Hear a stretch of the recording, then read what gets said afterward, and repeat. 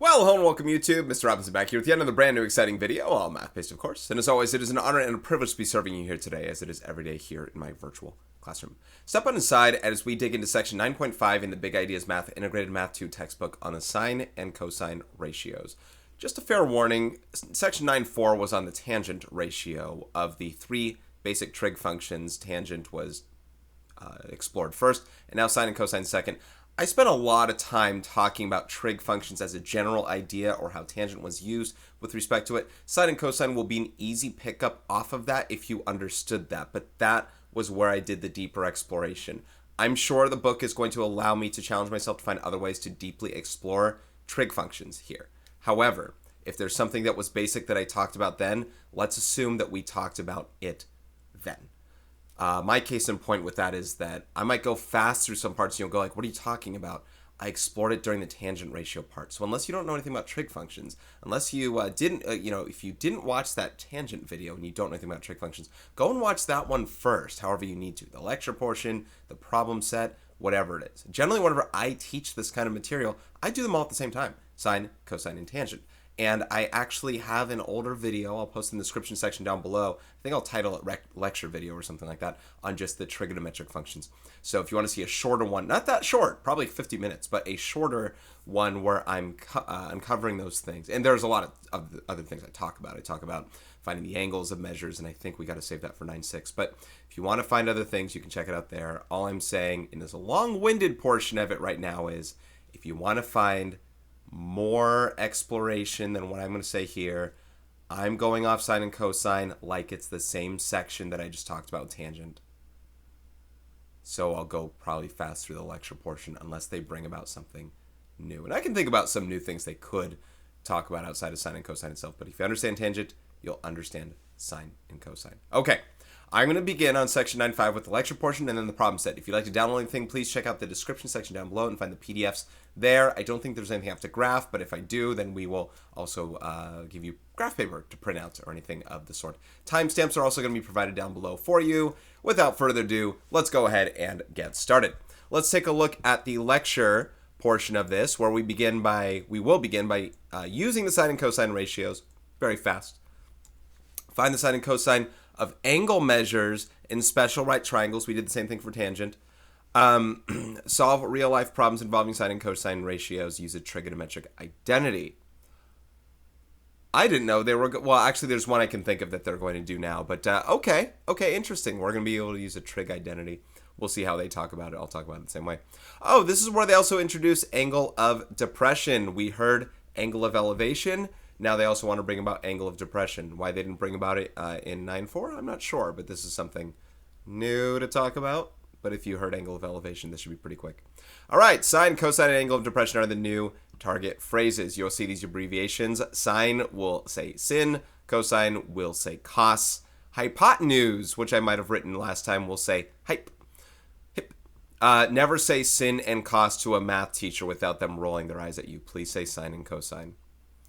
Okay, using the sine and cosine ratios. The sine and cosine ratios are trigonometric ratios for acute angles that involve the lengths of a leg and the hypotenuse of a right triangle. The tangent ratio uses the opposite and adjacent legs.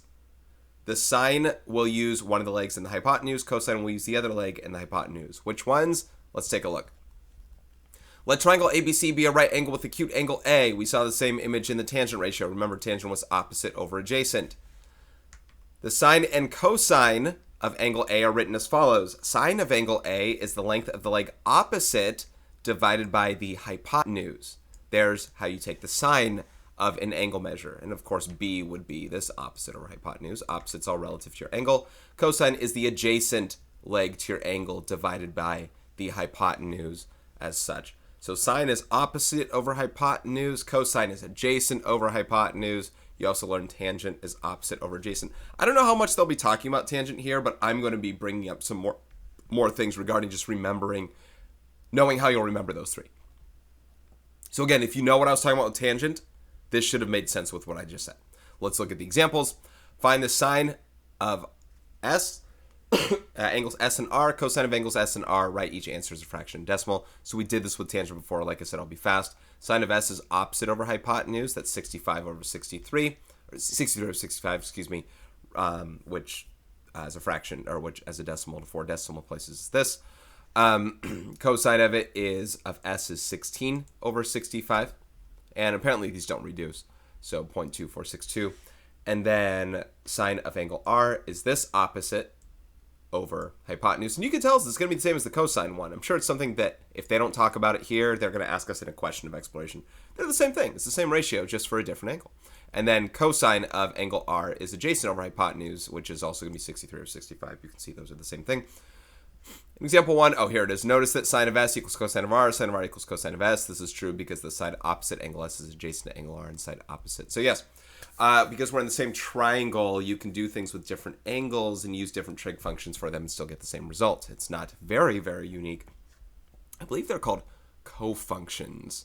Sine and cosine are known as cofunctions in that way with complementary. There it is, complementary angles. All right, sine and cosine. Oh, here it is. Sine and cosine of complementary angles. Yes, the sine of an acute angle is equal to the cosine of its complement. So the sine of an angle is the cosine of the complement of that angle, B, if A and B are the acute angles. Like that. And same with sine, cosine. You can pause this, look at all this. If you're still confused on it, I'm sure we're going to look at more problems with it. But I might bring it up time and again. All right, rewriting trig expressions. Oh, here we go. This is them practicing it. It's not always a useful experiment, by the way, but if they're going to require it for us, we can. Write sine of 56 degrees in terms of cosine. So they didn't draw it, but I want to give you that idea in case you're still confused one more time. 56 degrees would represent one of the non-right angles here in this right triangle like this. The sine of 56 degrees, remember, is opposite over hypotenuse. If I want to take cosine of an angle to get this side over this side here, it would have to be this angle here, the complement of 56. 90 minus 56 is 34, which is why I would take the cosine of 34 to get that. It would be adjacent over hypotenuse. It would be the same ratio sine of 56. Go to your calculator, make sure you're in degrees when you do so. Oh, I have to pop up my calculator. Not for you, I just have to get it up and ready to go. Go to your calculator whenever you're ready to, if you want to try it. Make sure you're in degrees and try and type sine of 56 and try and type cosine of 60 and see the, cosine of 34 and see that you get the exact same value out. I don't know what it is. I'm not testing it, but I am popping up my calculator to get ready for later. Okay, finding leg lengths. Use a sine ratio to find the value of x. So this is going to be the same to the tangent stuff. Sine of 20, if you want to find x, we have this 26 degree angle. We want to use sine because sine uses the opposite over hypotenuse. And I want to use opposite because that's the variable I'm trying to find. I want to use hypotenuse because it's a value that I know. So if I want to find x, I can do sine of 26 equals x over 14. I'll multiply both sides by 14 and then use my calculator to go ahead and round that. Again, make sure you're in degrees. X is about 6.1 units in length. Remember, we'll use 1 decimal place for side lengths. Ratios, we'll use 4 decimal places according to the book.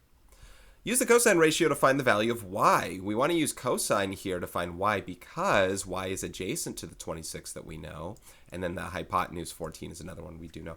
I don't want to use the new 6.1 because it's a rounded value. The book might use it. Likewise, we could use Pythagorean theorem if I knew this is 6.1. We could use Pythagorean theorem with these two to find y, but because it's rounded, maybe you don't want to.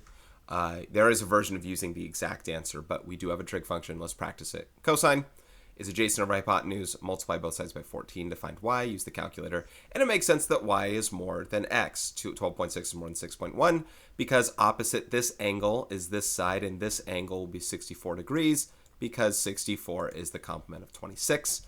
These are the ones that add to 90, which means I could have also solved for x by using cosine of 64, and I could have solved for y by using sine of 64. Although it takes more work, it's possible.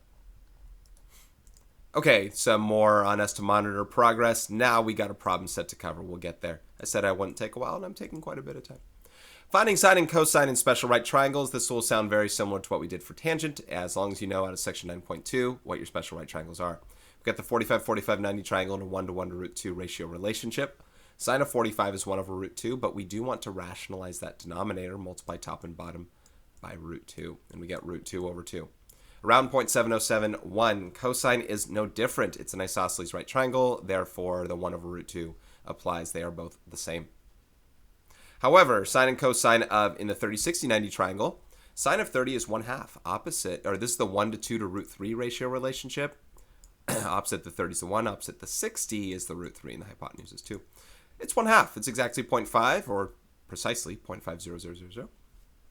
Cosine of 30 is root 3 over 2. The adjacent over the hypotenuse is around 0.8660. I know these more in 3 decimal place terms, so I knew the 0.707 and the 0.866 and 0.5. I don't ever know the 4th decimal place here, so interesting to know. Finding sine and cosine of a 60-degree angle, well, guess what? It's going to be the reverse of these. Cosine of 60 will be 0.5, or 1/2. Sine of 60 will be root 3 over 2, or 0.8660. All right, solving real-life problems. They showed us angle of elevation in the previous set. Let's look at angle of depression. So angle of elevation would be if from a horizontal line of sight, such as this one, we looked upward a certain number of degrees, and then we could find some values based on it. Tangent is not unique to using angle of elevation. Just like sine and cosine are not unique to using angle of depression. I hope they have angle of elevation problems here so we can keep practicing them.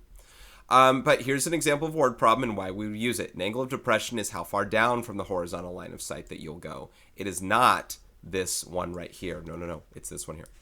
You are skiing on a mountain with an altitude of 1,200 feet. That means the top of the mountain starts at 1,200 and the base is 1,200 down below. The angle of depression is 21 degrees. Find the distance x you ski down the mountain to the nearest foot. So skiing down the mountain is this hypotenuse here, x. You can see a right triangle that's built within here. Likewise, another right triangle built on this side. Doesn't matter which way you put it. But the angle of depression from the horizontal line of sight from the top of the mountain is 21 degrees. So inside this right triangle, we know of the opposite of the 21 being 1,200 feet. The hypotenuse of this being x. We're going to solve for x in the situation by using sine, cosine, or tangent. I'd use sine. Opposite and hypotenuse, use sine. I think it's a good time for me, before I continue on the problem, to write this mnemonic device, SOHCAHTOA. SOHCAHTOA. Spelled as one word, spelled as 3 different words, whatever, they're not real words. Sine is opposite over hypotenuse, cosine is adjacent over hypotenuse, tangent's opposite over adjacent. SOHCAHTOA, if you ever hear me say it, that is what I am referring to. Google that. There will be a lot of other things to talk about. Anyway, we'll be using sine. Sine of 21 is 1,200 over x. Opposite over hypotenuse. 1,200 over x.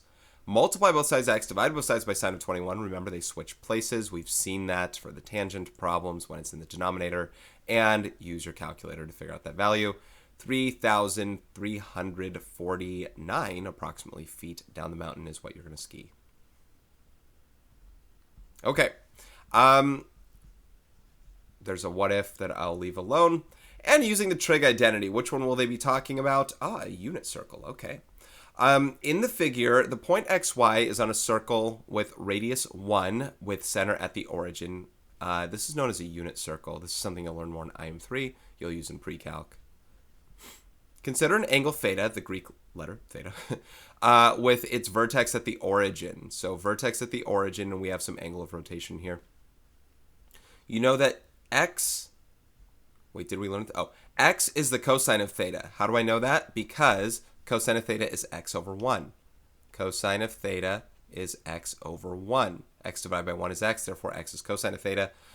Sine of theta is y over 1, so therefore y is the sine of theta.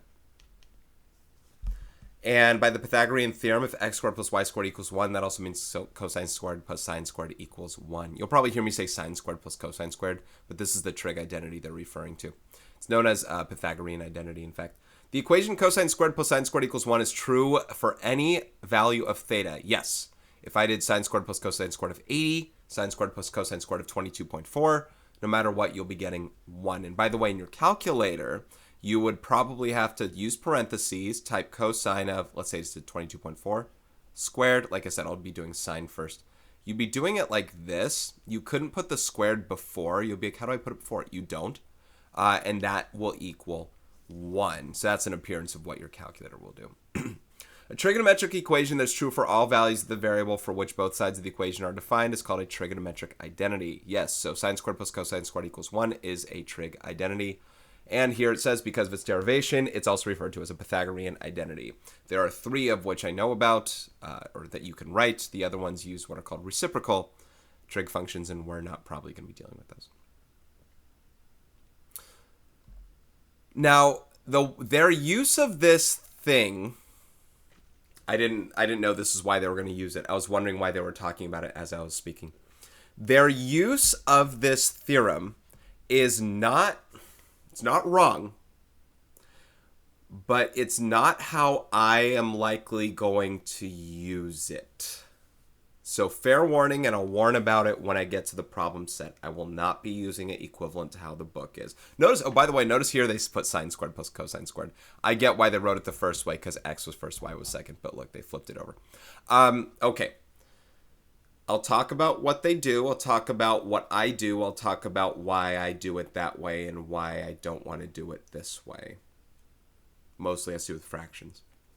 Even though our answers are fractions, I don't want to deal with common denominators. That's pretty much it. Find the sine of theta. Given that cosine of theta is 3/5, we know that sine squared plus cosine squared is 1, so of theta. So if cosine of theta is 3/5, that's what we got to square alongside this sine squared. Remember, sine squared of theta means the same thing as sine of theta quantity squared. You're not squaring theta, you're squaring the sine of it. It's just the way that it's written. But like I said, your calculator would look different. Bottom line is to solve for sine of theta, you got to take the square root of both sides once you get it by itself. 3/5 squared is 9 over 25, and you subtract 9/25 from both sides, which requires getting a common denominator. It's not too hard.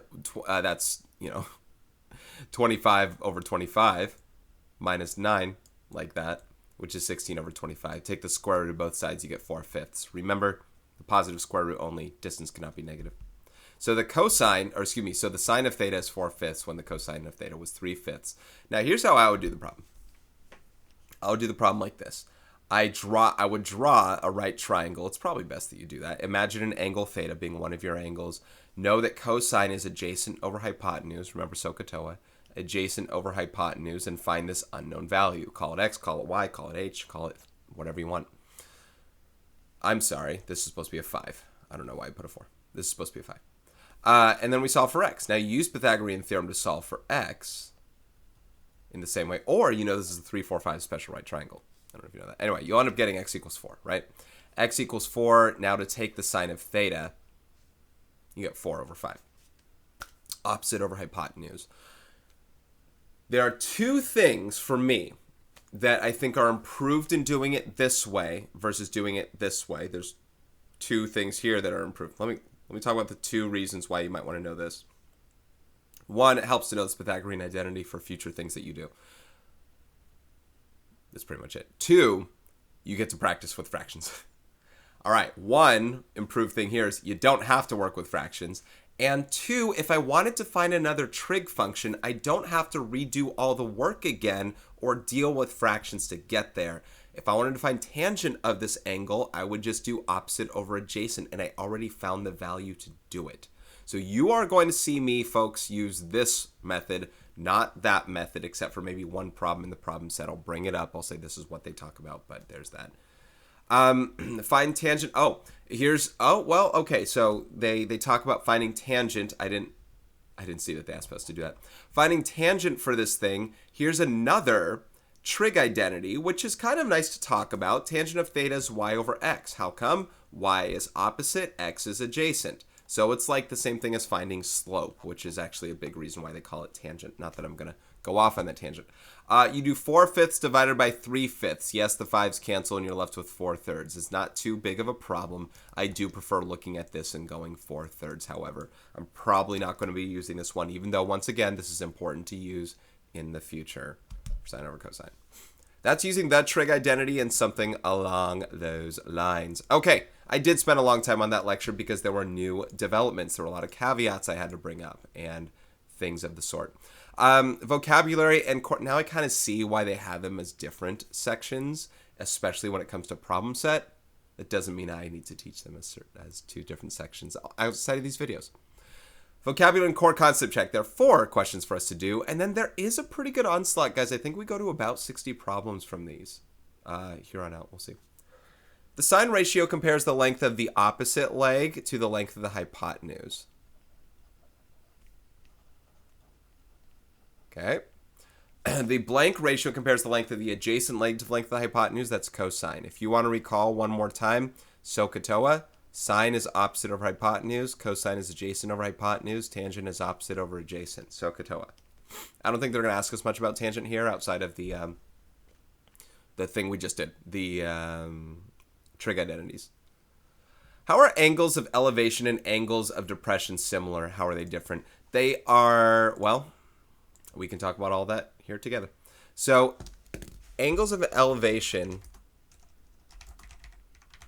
and depression both are amounts of turn. You know, like that's what an angle is, how much turn there is from a horizontal line. From that horizontal, I often call it horizontal line of sight. Because if I'm looking somewhere, here's my angle of elevation, here's my angle of depression from that horizontal line. The angle of elevation rises from that line, and the angle of depression lowers from that line. From said line. Number 4, which one doesn't belong? Which ratio does not belong with the other 3? Explain your reasoning. It's all going to be based on ratios from what we see here. Sine of B, because I see this one says AC over BC, let's go ahead and write from what they are. Sine of B, sine is opposite over hypotenuse, so that would be AC over that BC. So this is an example of A. I guess this would also be an A. Cosine of C is adjacent over hypotenuse, like that. That's also going to be AC over BC, also in A. Once I saw tangent, I should have known that was not. I should have known. That probably wasn't going to be it. Tangent of angle B is opposite over adjacent. That is AC over AB. Different. I'll call that one the B. So which one doesn't belong? The tangent of B. My explanation is in the math that I just showed you. Okay, guys, we are going to deal with the problem set here. It is numbers 5 through 58. So more than 50 problems to do. I imagine a lot of them will just be trig function based things. Hopefully you did check out the lecture portion if you do have any more questions moving forward. Without further ado, let's go ahead and get started. Let's start with exercises 5 through 10, where we will find the sine. Ooh, a lot of parts in each problem though. Find the sine of D, sine of E, cosine of D, cosine of E, right? Each answer is a fraction and is a decimal rounded to 4 places. The somewhat good news about this, and I'm sure they'll bring it up in a different set of problems that we already talked about, is sine and cosine are called cofunction identities, where one's the complement of the other. If I want to find, because I'm going to write it like this, straight up right now. If I want to find the sine of D, angle D, that is opposite over hypotenuse. That's 12 over 15. Now I'm going to leave some space here for a second. That's 12 over 15, which is 4/5, which is 0.8. And I think they want to use 4 decimal places, so I'll do that. 0.80 or this. Now, why did I leave some space? Because they're also going to ask us to find the cosine of E. The cosine of E is adjacent over hypotenuse. It's also the same value. Sine of D and cosine of E. Do they want us to write it that way? I don't know, but they're the same. I'm saving myself some time. You're learning something with it. So those are identical. Let's write them as such. Perfect. And I like that these are beautiful fractions or decimals. The sine of E is no doubt the same as the cosine of D. Sine of E is opposite over hypotenuse. Cosine of D is adjacent over hypotenuse. They're both 9/15. So the cosine of D, sine of E, same thing. So I'm going to be doing that for all of these problems here. Writing this is that of the da-da-da. So 9/15 is 3/5, which is 0.6. I was going to say 0.6 repeating. 0.6 followed by 3 zeros for exactness. That's number 5. Yes, so you're going to see me do that for those problems. Number 6. Well, you know what's going to make it even faster? They're all D and E, right? So let me write this to begin with. Save myself some time. Sorry if it's going to look monotonous in that it is exactly the same handwriting each time and going, that looks like AI. Oh, I just lost it, but good thing I can paste it. So that, let's get ready. Number 7, number 8, yes, I have to change the 6. Number 9, and number 10. If you're watching this on mute, which my students often do because they're either in my classroom or they got something else going on, you're maybe wondering, oh my gosh, what is he doing? And I have to write that really fast, don't I? You might have to write it at some point, but let's get set up. The less writing I got to do, the more fortunate IM as a result. Okay, sine of D equals cosine of E. Let's look at that sine of D, opposite over hypotenuse. Cosine is adjacent over hypotenuse. It's 35 over 37, which cannot reduce as a fraction, but we're going to go ahead and get its calculator approximation. You can't see this on the screen. I am getting 0.9459. Now, with more decimal places, it is 0.945945945. It keeps repeating 945945. So this is going to have a repeat of the other one. This should be 12 over... Oh, no, that wouldn't work. I was thinking it was 1 minus whatever this is. Anyway, 12 over 37. The sine of E, 12 over 37, or cosine of that. I lost my calculator. 12, we have to move it higher. 12 over 37, 0.324324324, I do account for rounding. This did not round up. They only rounded down. All right, let's move forward. Number 7. Sine of D is the same as the cosine of E. That's opposite of hypotenuse for D. 28 over 53. Excuse me. Can't imagine that can reduce. I think 53 is a prime number. So 28 over 53, and not with numbers, 0.5283. Yeah, 0.5283. The other one, and what I like is we don't have to find those other ones with Pythagorean theorem. I wouldn't mind if they challenged you with a problem like that, but you know what? That's not what we're doing here. Let's see, 45 over 53, also because 53 can't reduce. It's prime, excuse me, 0.84905, so 8.8491. That is a round up. That is a round up. Okay, number 8. I'm going to go kind of faster with these now. Well, I'm going to go as fast as I can. Sine of D, 36 over 45. Now that can reduce to 4/5. We've seen that before. Now, I should also mention that number 8 and number 5 are not only, as you can tell with the 4/5 and such, they're not only similar triangles, these are 3, 4, 5 right triangles, if you see how these are reducing. So they are also the special 3, 4, 5 Pythagorean triple triangles. Number 9, sine of D. Sine of D and cosine of E, it's 13 root 3 over 26. That reduces to root 3 over 2. We've seen that before. That's 0.866. Wait, yeah, 0.866. I think it was 0 when approximated. I'm not going to use a calculator for something we've seen. This is not a Pythagorean triple, but it's a special right triangle. This is the 30, 60, 90 triangle. So maybe these are ones that you'll learn over time. Sine of E over this is 13 over 26, which is 1/2. And 1/2, as we know, is 0.5.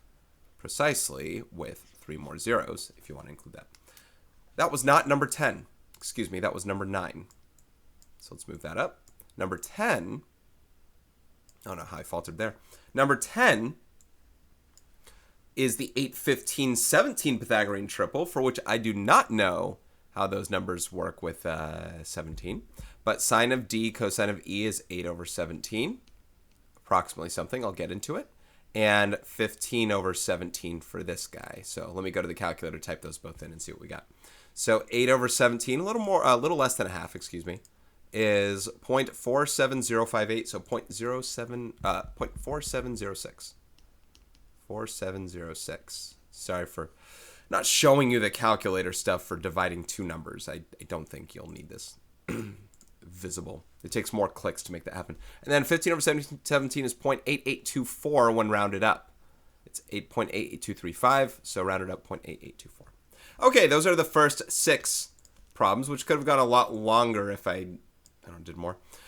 In exercises 11 through 14, write the expression in terms of cosine. So to elaborate further on what it is we're doing exactly here, is understand that the sine of 37 degrees would be some opposite over hypotenuse here, would be this over this.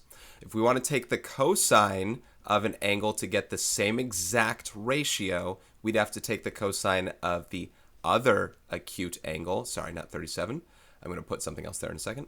Of the other acute angle in the works, which is this one, to get the adjacent over hypotenuse. I know I showed this in the lecture. I'm just showing it again in case you didn't see it before. So this number is going to be 90 minus 37. That's what we're putting here.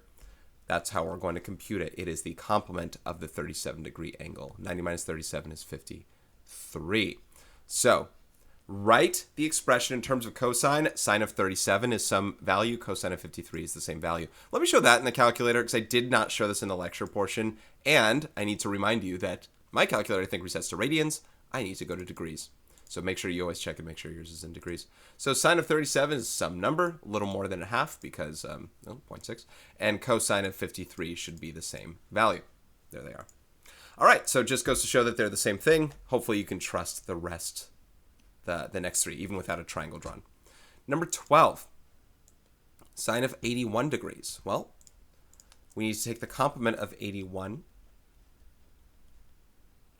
by doing 90 minus 81. 90 minus 81 is 9. So that's the cosine of 9 degrees. I will not show what those are. It gets pretty close to 1, though. I'm sure we're going to talk more about ratios only being up to the value 1 in time on this problem set. Number 13 and 14 are the same thing. We are going to do 90 minus these values. So if you'll excuse me, I'm just going to go ahead and write out what that is. 90 minus 29 is 61. So 61 degrees here. And number 14, sine of 64. See, these could be the quickest problems in existence. Sine of 64 degrees is cosine of 90 minus 64, which is 26 degrees. And I'm only hoping I'm doing that math right. Seems legit. All right. Oh, perfect. We get 4 more problems of this kind of speed. Numbers 15 through 18. Cosine of 59 degrees. Sine is just going to be the same thing. I'll write it for one of them, but 90 minus 59 here, which is 31. Sine of 31 degrees. Now, did we have those numbers before? No, we had 37. Okay. I thought there were some repeats. Number 16, cosine of 42 degrees. Good. Here's a great way to kill some. See, whenever I see 58 problems, and trust me, we've done a lot more than that before, right? 48 plus 42 is 49. We've definitely done a lot more before that, but whenever I see a higher problem set, especially since I've been used to some that have been like 20-something problems, it's been kind of nice, even though they've been longer. It's good to have these drill and kill kinds of problems, and I hope you understand them along the way, especially since I'm rushing and talking right over them. 90 minus 73 is 17, and we got one more as I'm running off the lines of the binder paper. Cosine of 18 degrees should be 72. So sine of 72, 18 degrees. And probably a small thing here. 2 things. Number 1, using the degrees, kind of a requirement, but I guess I understand if someone doesn't really see past that. Parentheses are not a requirement, but notice that I write them all the time. I've mentioned that for the tangent part. I will never not write them. I don't know why books don't write them. I wish it was a mandate. I'm not going to talk too much about why, but I wish it was a mandate.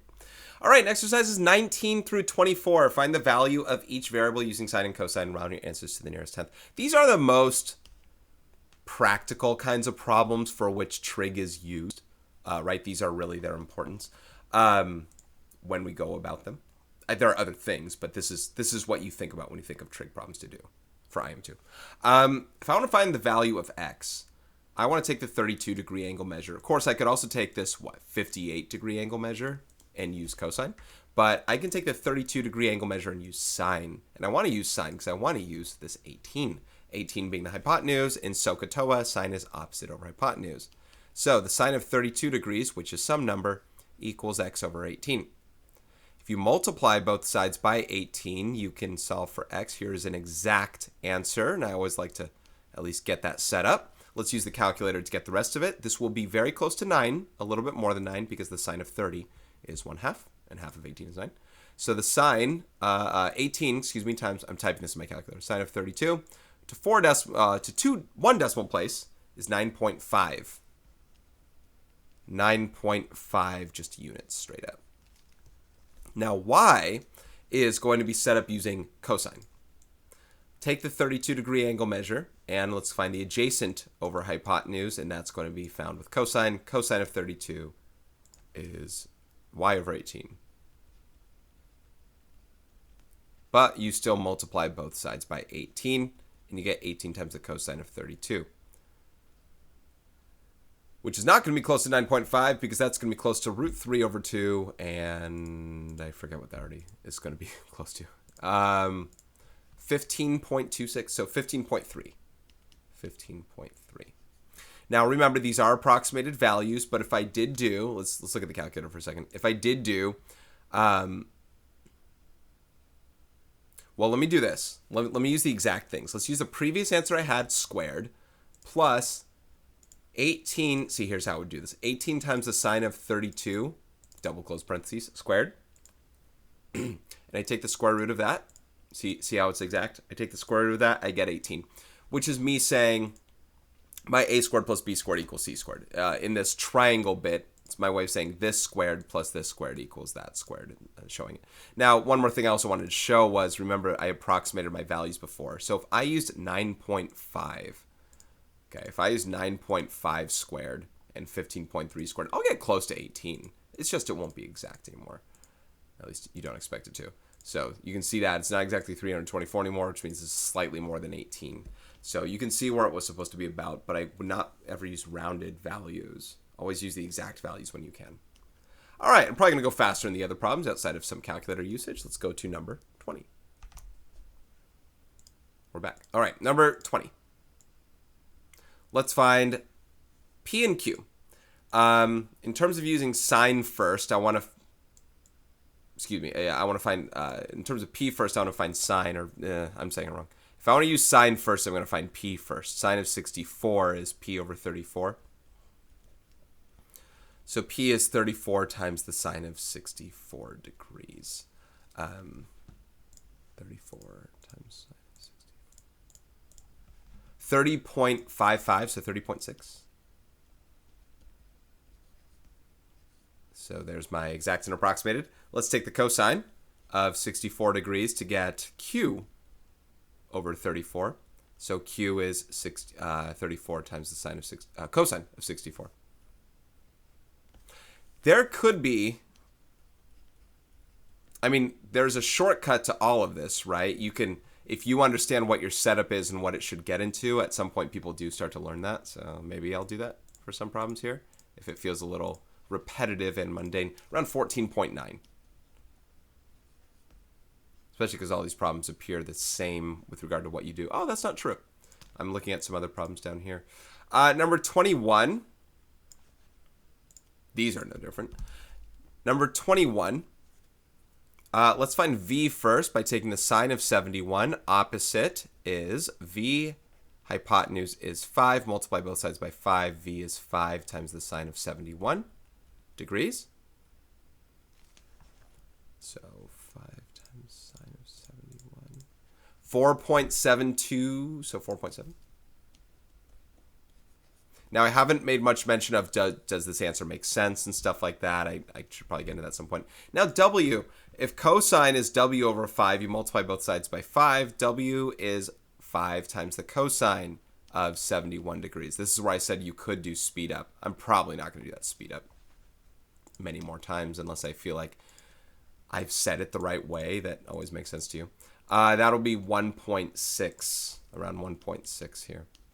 Now, do these answers make sense? Yes, it makes sense that W is significantly less than V, not just in the drawing, but opposite a significantly smaller angle of 19 versus 71. And number 22. You know what? Let's speed up for these ones now that you've seen kind of the process here, especially since the hypotenuse is the known. Sine of 43 is S over 26. So S is 26 times the sine of 43. And R is 26 times the cosine of 33. If that was too fast, 43. If that was too fast for you, Still set up your ratio, of course, and don't always assume this to be the case. It depends on what values you know and don't know. If you don't know the hypotenuse, this isn't how it works. But 26 times the sine of 43 and 26 times the cosine of 43. I'm getting 17.7 and 19.0. You see how much faster it was for myself to take care of business there. Exact, approximate. All right, number 23. And here's where 23 and 24 slightly differ in what you do. Well, a little bit. It depends on what you have. I don't have the hypotenuse this time. Hypotenuse is something I need to know. See, if I set up sine, I'll use this in red to say don't write this. If I said sine of 48 equals b over a, I can't solve for either of those variables unless I knew the other. So I don't want to use sine in this process. Same reason I never used tangent before. I can use cosine to find a. Cosine of 48 is 10 over a, but you don't multiply, well, you multiply both sides by a, but it's not 10 times the cosine of 48. You multiply both sides by a, and you divide both sides by cosine of 48. In effect, they switch places, 10 over cosine of 48. You have to remember a should be the biggest value here. If you did 10 times the cosine of 48, you'd get a smaller value, and that's not what we're looking for. But 10 over the cosine of 48 looks like it's about 14.94, so 14.9. Now, if you wanted to, it's one of those things, again, where if I put 14.9 right here, I could use it. I could now use sine now that I know a. The problem is, and I've said this before, 14.9 is rounded. I could also use Pythagorean theorem in the same way, but once again, 14.9 is rounded. Let's not use rounded values. I did solve for a. How do I want to solve for b if I can't use sine? You could solve for b by using this value here. That means we would use the opposite and adjacent. Opposite adjacent owa is in tangent. SOHCAHTOA. We want to use tangent for this problem. So the tangent of 48 degrees, yes, it did come back, equals b over 10. And yes, you would multiply both sides by 10 in this case. b is 10 times the tangent of 48. We talked about this one before, by the way. Do I expect this to be bigger or smaller than 10? I expect it to be slightly bigger. 48's a little more than 45, so this will be slightly bigger. 10 times the tangent of 48. 11.1. 11.1. That's number 23. 24 looks to be in the same vein, only this time cosine would be the one I can't really use, but sine I could use because I know the opposite of 50 to be 8, and let's say I wanted to find n. Sine of 50 degrees is 8 over n. Multiply both sides by n, divide both sides by sine of 50. They switch places. N is 8 over the sine of 50 degrees, which again should be the longest side in this thing. It should not be smaller than 8, which it was about to be because I typed 8 times sine, and 8 divided by sine of 50. 10.44, so 10.4. And can't use cosine, but I can use tangent. Tangent of 50 is 8 over m. Once again, it's a switch place thing. M is 8 divided by tangent of 50 degrees. Here's exact. Let's get approximate. It should be less than 8. I don't know, 6 something, 5, I don't know what it is.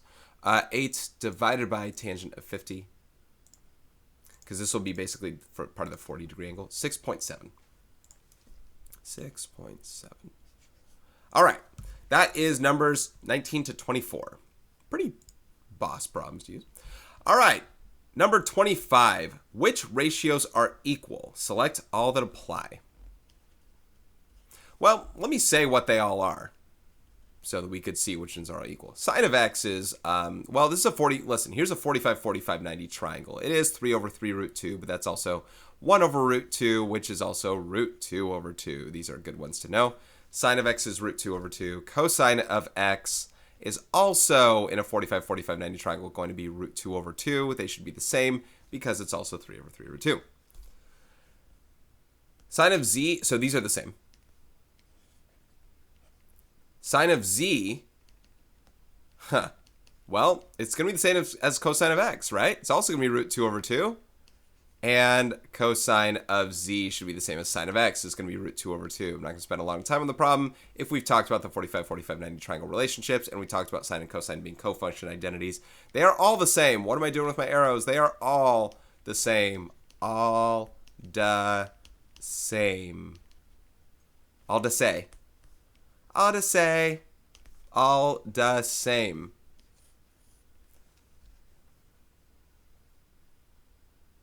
I want to make sure I didn't do anything wrong. I didn't. All right, we're good. All right.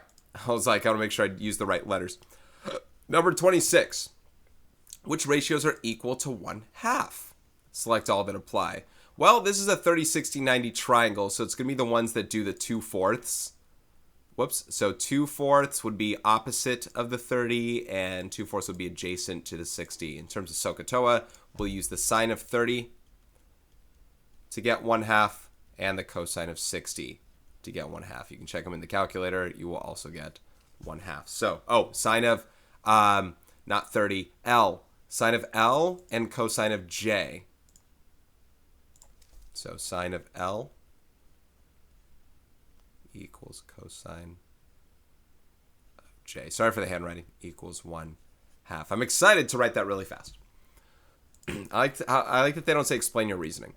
Write the trig ratios that have a value of root 3 over 2. Well, this is one of those same things of in a 30, 60, 90 triangle. The root 3 over 2 would be in this case here. 5 root 3 over 10 equals, sorry, I'm doing this with my mouse, equals root 3 over 2. Right, so opposite the 60 and adjacent to the 30. So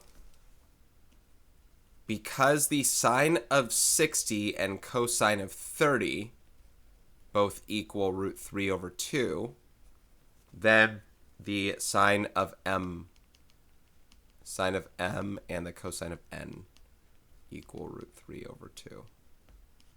So those ones there and that one there. All right, that's number 27. Number 28. Write the trig ratios that have a value of 1/2. They're getting back into the 30, 60, 90s. These are just kind of quickies. This is the ones where opposite the 30 and adjacent to the 60. So back to sine and cosine of the 30 and the 60 respectively. So sine of Q, I'm just going to write this one out this time because we kind of saw it. Still the 30, 60, 90 triangle. Sine of Q equals cosine of S. I don't have to explain myself. I should write the reduced. It's the 8 over 16. Okay, 8 over 16, which equals 1/2. I'll do that at least. But really, I think that the general goal is you are trying to hunt for which fraction gives you 1/2 and then figure out which trig ratio from which angle brings you there. Explain how to tell which side of a right triangle is adjacent to an angle and which side is the hypotenuse. We talked about this back with tangent. Because, because the word adjacent means next to, you don't want to confuse the hypotenuse with the adjacent. The hypotenuse is always opposite the right angle. And the adjacent, and an adjacent leg always makes the right angle. Or it shares with another side to make it, if that makes sense.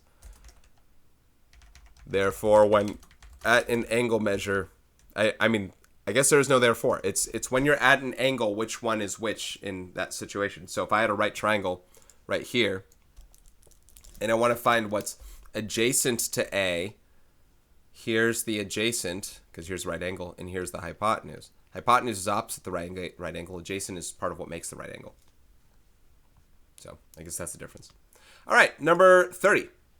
Describe and correct the error in finding sine of A. There's only one thing to correct. I'm actually surprised. I can think of a lot of different ways people can screw this up. Sine of A equals 5/13. No, that would be the cosine of A. What they found was the cosine of A because 5 is adjacent, the adjacent leg, to A. The sine uses opposite. I don't know why I did abbreviate, not adjacent. So let's correct it. Depends on what they wanted to talk about. Oh, finding sine of A? I was going to say, did they want to find sine of A or 5/13? But they want sine of A. Sine of A is 12 over 13. And since they didn't reduce there, or since they didn't write a decimal, I'm not going to write a decimal either. Number 31.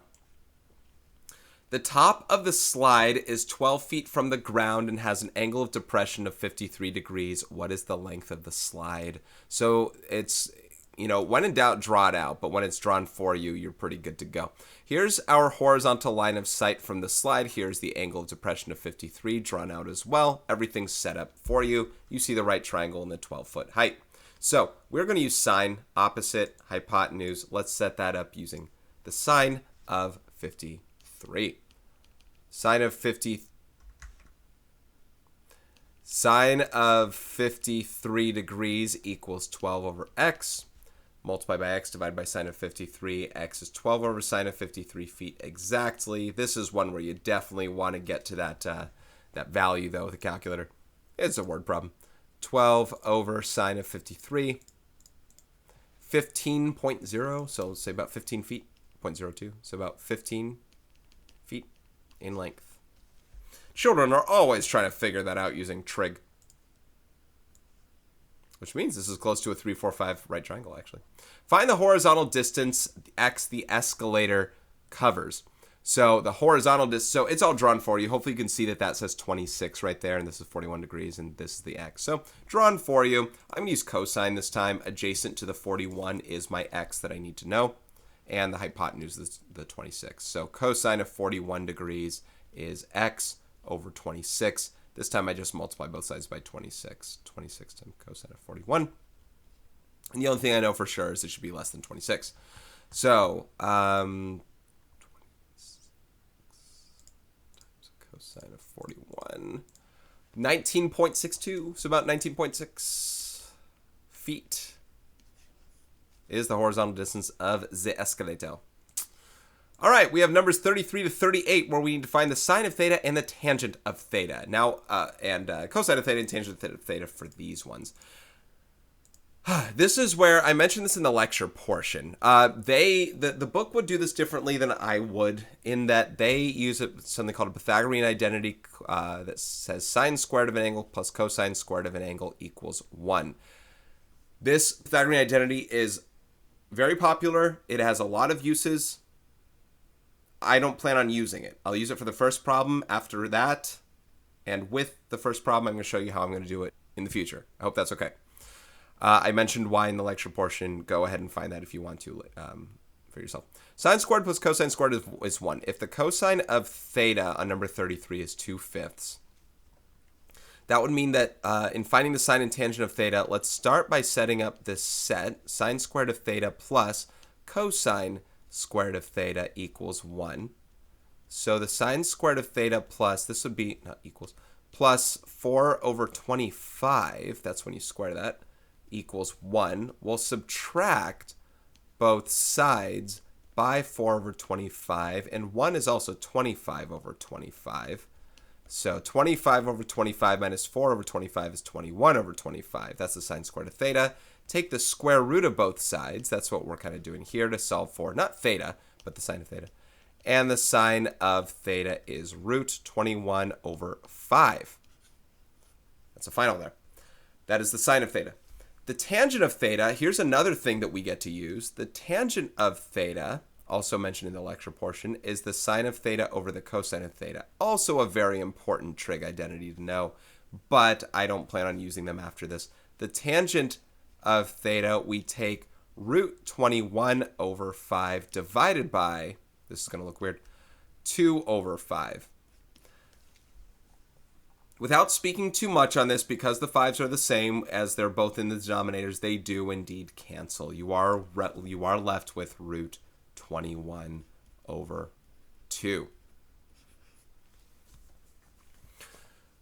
Now, here's part of the problem. I don't know if this is me being stubborn or the other way around, and I don't intend on telling you or teaching you how to do a certain problem, but I am going to provide for you an alternative that is equally as awesome-tacular as this stuff is.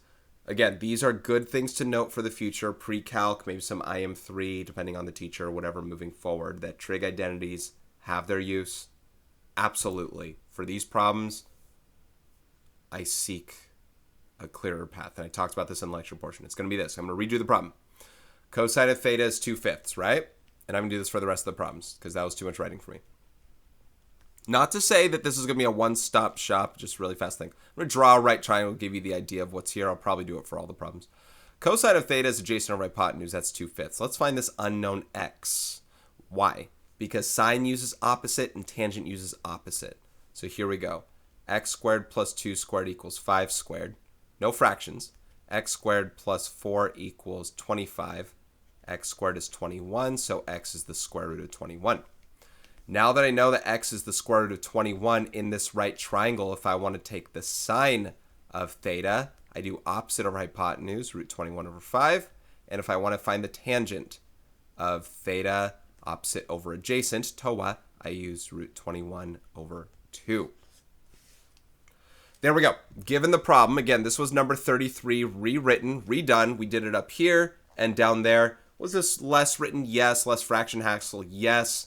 I didn't have to make a drawing here, though. I don't have to make a drawing here, but I fully recommend it. Now, why does this work? For the same reason that the 30, 60, 90, 45, 45, 90 triangles work and everything else. They're similar. By angle, whatever theta and this 90-degree angle are similar to whatever theta and this 90-degree angle are, as long as the theta is the same theta. I don't care what the theta is. I just know it's that. And these triangles are similar. Who cares if it's unit circle or not? I could make this 5 or 1.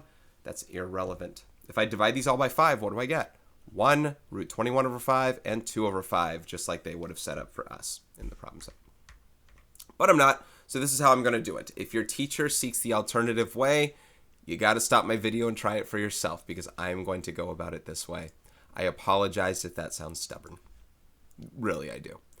All right, that's number 33. Number 34, cosine of theta is 3/7. Now, at some point, I probably won't draw these triangles because it's the same process each time because it's always cosine. 3 over 7 is adjacent over hypotenuse. X is that opposite. So we do want to find out what x is by using Pythagorean theorem. And remember, that's not to say that they weren't using Pythagorean theorem in their own problem set. They were using just the Pythagorean identity. So the square root of 40 is root 4 times root 10, which is 2 root 10. That's the simplified version. That's not an answer, but that is what we're going to use. So if x is 2 root 10, sine of this unknown angle is 2 root 10 over 7, opposite over hypotenuse, and not cosine, tangent of this is 2 root 10 over 3.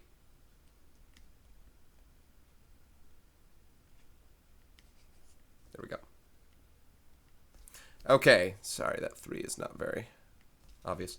All right, number 35. Yeah, a lot of drill and kill. 6 of these kinds of problems where I don't know how much variance there will be in the kinds of answers that we get. Cosine of theta is 5/9. I imagine after this problem, I won't draw any more triangles for the next 3, if that's okay. If this is my theta, 5/9 adjacent over hypotenuse. Let's find the unknown x. X squared plus 5 squared is 9 squared. That's x squared plus 25 to get 81.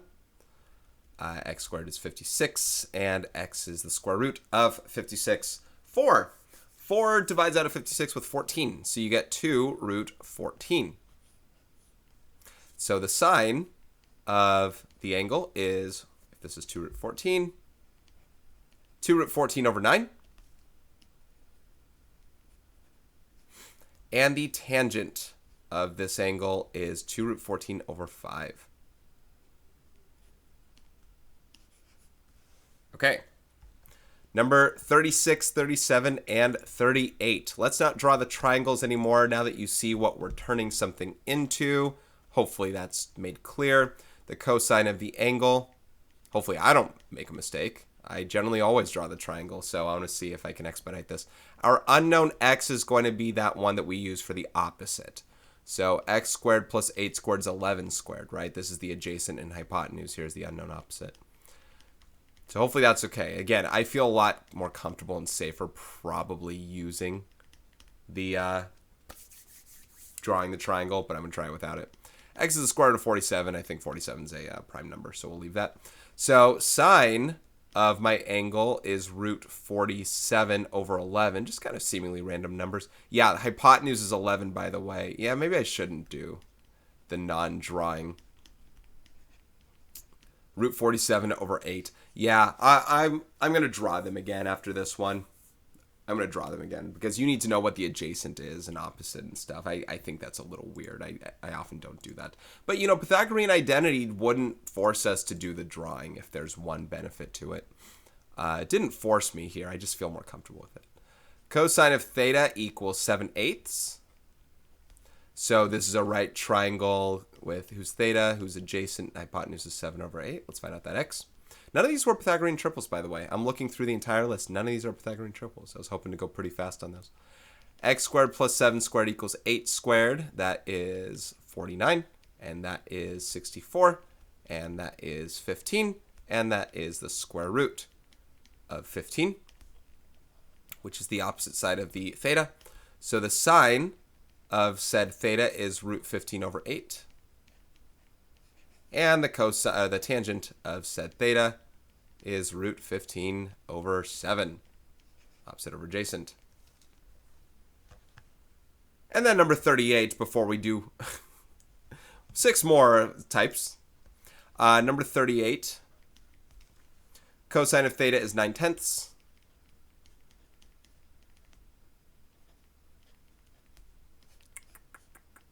Sorry about that.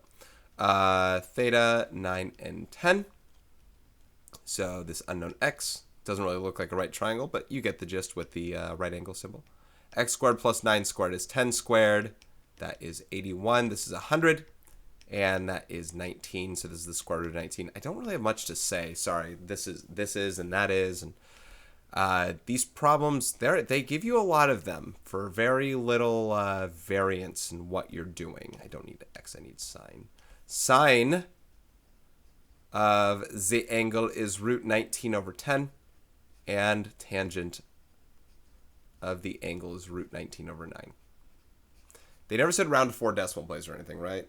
Thank goodness. Okay, numbers 39 to 44, another 6 problems where we find cosine and tangent based on sine. Now, I said that none of these were special right triangles. I meant none of them were Pythagorean triples. This first one is a special right triangle. It's actually a 30, 60, 90 triangle. So I'm probably going to go pretty fast on this one because with this theta right here, sine is 1 over 2. It doesn't have to do with being sine. It has to do with the 1 and the 2.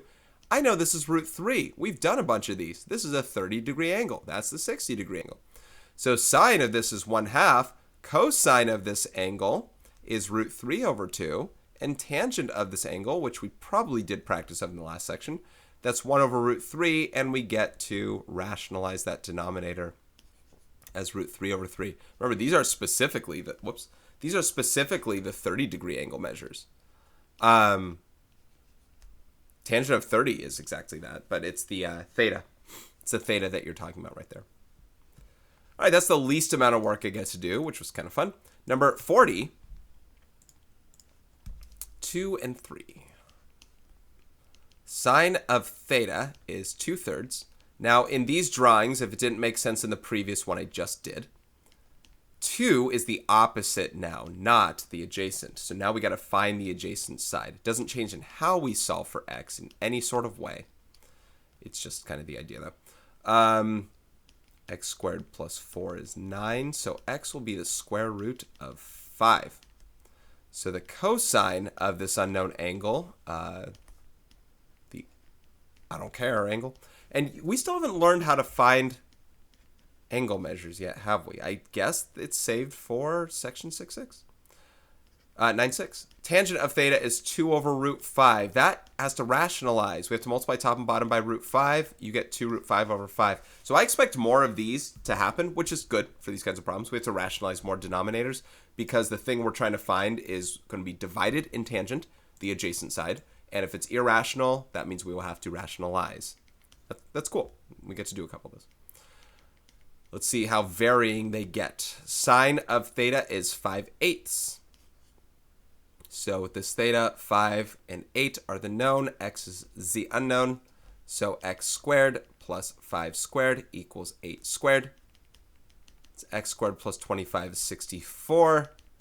That is 39, and I do not believe that that is any sort of rationalization or simplification of a radical for us. Boo-hiss. So root 39, yes. Root 39. The cosine of the angle is root 39 over 8. And the tangent of the angle is 5 over root 39, which simplifies to 5 root 39 over 39. I know it doesn't look simplified to you. I should say it rationalizes to that. Yes, yes, yes. It rationalizes to 5 root 39 over 39. No one said every problem here was going to look best. I'm hoping for some to look pretty good. Number 42. Sine of theta is 7/10. That's a right triangle. Opposite 7, hypotenuse 10, unknown adjacent to leg. Let's figure it out. X squared plus 7 squared is 10 squared. That'll be 49. That'll be 100. That'll be 51. That'll be $51. 17.3. Yeah, just root 51. Just leave it.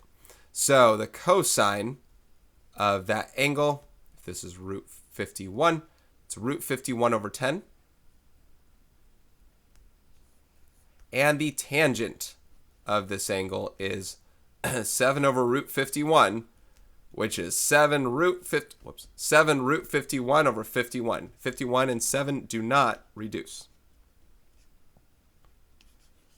I want one to at least reduce. I think it'll make me feel better about writing that thing out the way that it is.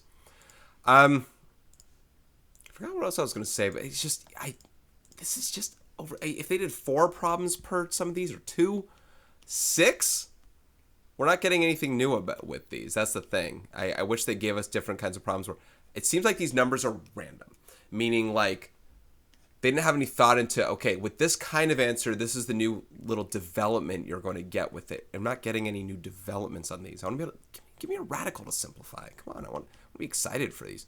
X squared plus 2 squared, a brand new and exciting. X squared plus 2 squared is 9 squared. That was my promise to you at the beginning of my own video. Brand new and exciting video.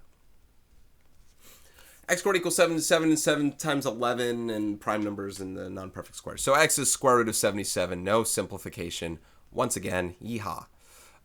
So the cosine of said angle adjacent over hypotenuse is root 77 over 9. Not fun. And the tangent of this angle is 2 over root 77, which is 2 root 77 over 77 when simplified. I shouldn't air quote simplified as if I don't believe that it is. It is fully simplified. It's just, man, they didn't give us anything exciting to go with it. And this one will be no more exciting. Number 44, sine of theta. See, I liked on number 39, the first set in here is at least a special right triangle. Is 6 over 7.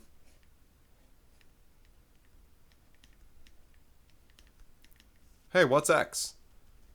It's going to be root 13 if I did it all in my head correctly. So that's right, 7 squared was 49. X squared is 13. When you subtract it, x is the square root of 13. If there's anything I save myself from, guys, I'm glad I didn't do the Pythagorean identity thing each time. That would have taken significantly longer for me. I ain't in this for me. This is not for my good health to do these problems, I'll tell you what. I'm not learning off of it. Sometimes I do. I'm not saying this book. These books actually, we already know Sine. These books actually give me great insight on some new problems. These problems in particular, I'm getting nothing in the new. Tangent is 6 over root 13, which is 6 root 13 over 13. All right. My hand hurts. That was a lot of fast writing to get that stuff in. Okay. We're only 14 problems away from finishing, but here's where, there's more error analysis. I was going to say, there are probably going to be a lot of word problems and exploration here. So for me to be excited to go so fast in some problems-ish, we'll see what comes next. All right, describe and correct the error in finding cosine of theta. Well, I already found it. First of all, they're using the Pythagorean identity again. Here's the problem. That's not the identity. They need a plus. Now they're going to have me correct it, which means I will use the Pythagorean identity for this problem. They have the formula wrong. Their formula has a minus where a plus should be. That's all I'm going to say. So let's correct it. I assume everything else is like proper. It's very proper. In fact, I'm going to say this also as well. This is an impossible value to have. You can't have cosine of an angle be more than 1. Remember, 9 would have been root 81. Root 145 over root 81 is clearly more than 1. Okay, so let's correct it. Cosine squared, which I would have written sine squared first, but cosine squared plus sine squared equals 1. Now sine of theta is 8/9. Okay, let's go. Let's do cosine squared. And most of what they wrote was fine. They just have to, have this be a plus. So they have 8/9 squared equals 1. 8/9 squared is indeed 64 over 81. They had to add 64 over 81 because theirs was subtracted. I will subtract it because mine is added. And here's where the difference lies. This is where 1 is 81 over 81, and 81 minus 64 is 17. So cosine squared of theta is 17 over 81. Take the square root of both sides. Cosine of theta is root 17 over 9. And that should be the value there. They didn't ask for tangent, and that would be it. I never saw our problems have multiple sets of error analyses. We had just one before, which I was surprised by. Now I have 2 more. All is righted. Number 46, describe and correct the error in finding sine when cosine of theta is 18 over 25. This time they have a plus involved, but where did they make the mistake? They never squared 18 over 25. This needs to be squared, right? Cosine squared of theta. So, although they did correct the other thing, the cosine of their value is never squared. Excuse me, their value is never squared. Their value is the cosine of the angle. So that's the mistake. So let's go from that portion. Sine squared plus cosine squared, 18 over 25 squared, equals 1. And again, I would have probably gotten more than the Pythagorean theorem route, but I'll do it. They have this straight up here. I didn't do it enough in the other problems, so you might as well see some of them here. I think it's 324, right? 324 over, and this is 625. Okay. 1 minus 324 over 625. It's hard to write and speak different numbers.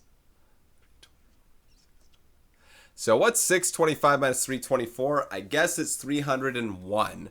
So sine squared is 301 minus 625.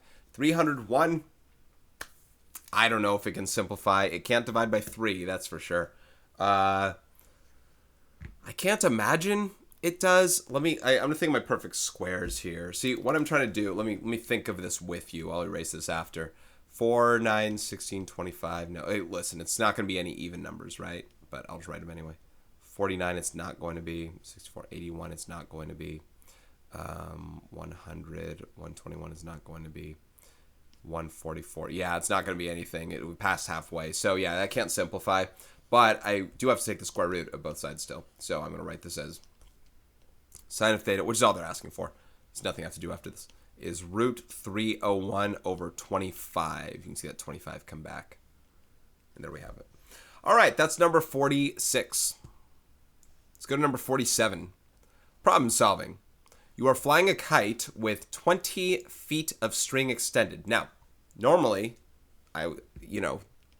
they've had it drawn so far. This time, I'm going to say when in doubt, draw it out. So you are flying a kite with 20 feet of string extended. Say this is you flying the kite. Whee! Here's your kite. It's 20 feet here of string. By the way, there's a horizontal line of sight. Of course, we'll be talking about this. It's a right triangle. The angle of elevation from the spool of string to the kite. Here's my spool of string to the kite. Here's my angle of elevation. is 67 degrees. So this is not drawn to scale. Hopefully you're okay with that being 67, which means this should actually be a lot longer than that is. So sorry that I drew it beforehand.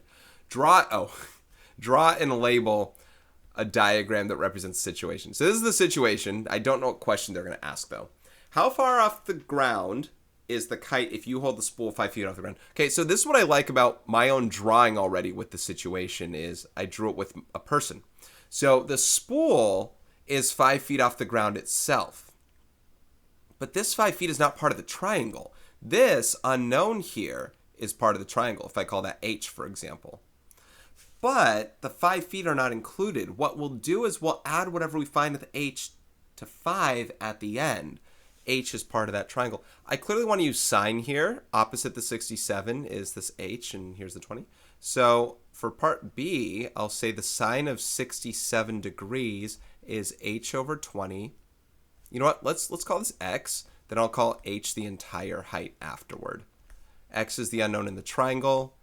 H, and sorry for this kite kind of having an X. I should have drawn it like that. X over 20. X is 20 times the sine of 67. Now, there is a rounded value. I wouldn't mind writing it, but I want to get you into the particulars of leaving exact values until the very end. H, the entire height, is adding 20 times the sine of 67 with 5. Now, there's still an approximation to this. Describe how the height where you hold the spool affects the height of the kite. Why explain that in words? I don't know if I'm going to type it. I probably will. But 20 times the sine of 67 plus 5. 23.4 feet. Now, you might ask how this can be more than 20 because the 5 feet added for it being off the ground. Otherwise, it's around 18.4 feet in the air from the spool. Which means, again, my thing is clearly not drawn to scale. The 67 should be more like, that. 67 like that. So that would make sense for this to be 18.4 and this to be 20. At least more so. Well, it should be. That should be the answer. Describe how the height where you hold the spool affects the height of the kite. Well, I did it in the math. I did in the math, I did in the drawing. So there are the things. But it's not used in the trig. I think that's the important part. It's not used in the trig. All right, number 48, making an argument. Your friend uses the equation sine of 49 degrees equals x over 16. So far, so good. To find BC. Your cousin uses cosine of 41 equals x over 16 to find BC. Who's correct? Explain your reasoning. Your friend's good. Sine is opposite of hypotenuse. Now, cousin would use cosine. Cosine would be adjacent over hypotenuse. For x over 16, the question is this angle B, is that 41 degrees? And the answer is yeah. This will be 41 degrees. 41, 49 are complementary to each other, right? They should be. So both the friend and cousin are correct. And I say your friend. They tell me my friend. So both my friend and cousin are correct. Cousin. Sine of 49 gives opposite x divided by hypotenuse, 16.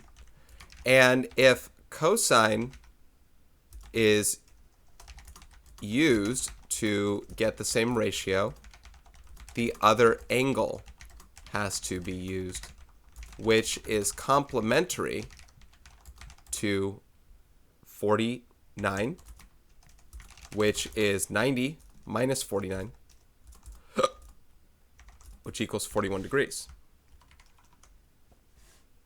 Therefore, cosine of 41 equals x over 16 also works. So they both work.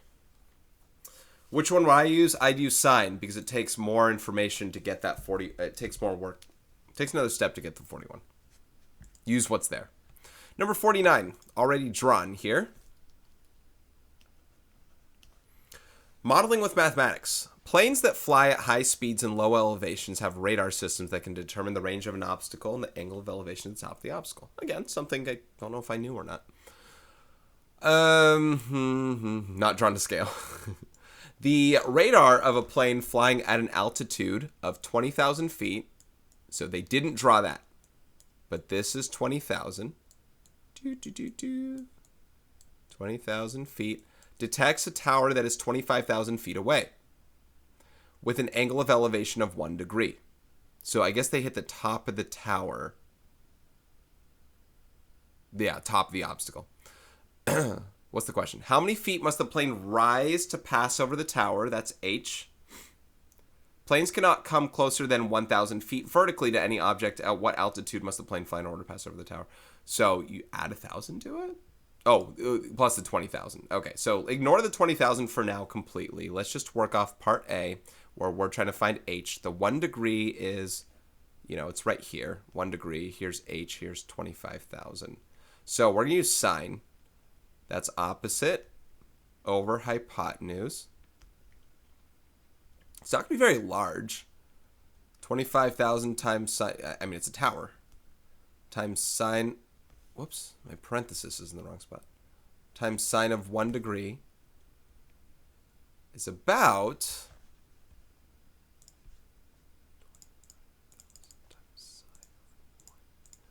400. That's kind of big. 436.3. I'll say 436. 436 feet. So that's how much climb I need for the plane to just scrape past the top of the tower. That's for the question. Part B says planes cannot come closer than 1,000 feet vertically to any object. So I am at a height of 20,000 feet right now. I need to at least climb 436 more feet to scale past it, to scrape past it, but it needs to not be within 1,000 feet. So I need to add another 1,000. So that's 21,436 feet. I can imagine that the answer could be 21437, though, only because my number is 436.3 and I rounded down. Oh, then let me round up in general, because this would hit the tower if I said 436. Let me round up, because if it's 436.3, then at 436, you would technically hit the top of the tower by a couple inches. So let's round that up. That's a real world reason why I would actually round up there. Hopefully that makes sense and why I did that. I don't know if that's like what the back of a book would say, but that's what I want to go with. All right, number 50. Describe, where am I? Describe what you must know about a triangle in order to use the sine ratio, and what you must know about a triangle in order to use the cosine ratio. Is it with the same triangle in this case? So first of all, think SOHCAHTOA. This is all based off SOHCAHTOA here. The sine ratio requires you need to know either to use it, to know 2 of the 3 items. An angle measure, its side opposite, its leg opposite the angle, and the hypotenuse. Two of the 3. This or the hypotenuse? Or the hypotenuse. It's 2 of the 3. If I knew the leg and hypotenuse, the leg opposite and the hypotenuse, then I don't need the angle measure. If I have the angle measure and leg opposite, I can have these things like that. The cosine ratio, by the way, SOHCAHTOA was about opposite and hypotenuse. Cosine is about adjacent and hypotenuse. So cosine ratio, just kind of copy and paste this. I just need to change the word opposite to adjacent. It's an angle measure that like adjacent to the angle or the hypotenuse. Okay, hopefully that answered that. Number 51. Mathematical connections. If triangle EQU, is that an equilateral triangle? 51. Triangle EQU is equilateral. And triangle RGT is a right triangle with RG2, RT1, measure of angle T, show that the sine of E equals cosine of G. Got it. Okay, so I have right triangle already selected. I have a right triangle and I have an equilateral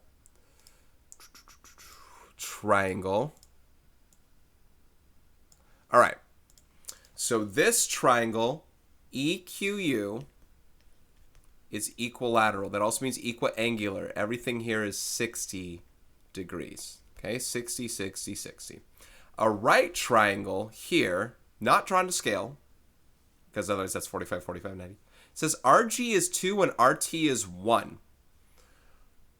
I don't know how to best say this from what I know. But if they said... Oh, sorry. They said measure of angle T is 90. I didn't know that they said that. I was going to say this is a 1 to 2 to root 3 triangle ratio relationship if this is the T.